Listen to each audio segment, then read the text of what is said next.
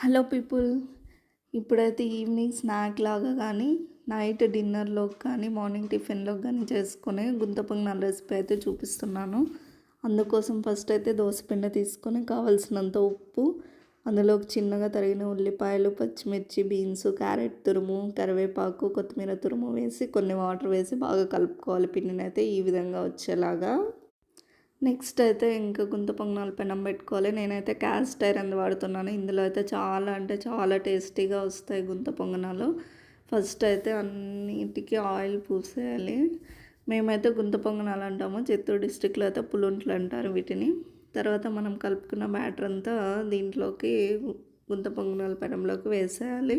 పైన కూడా కాస్త ఆయిల్ వేయాలి. స్టవ్‌నైతే సిమ్‌లో పెట్టి వీటిని కాల్చుకోవాలి. ఈ విధంగా రావాలి. గోల్డెన్ కలర్‌లో రోస్ట్ అవ్వాలి. అప్పుడే టేస్ట్ చాలా బాగుంటాయి.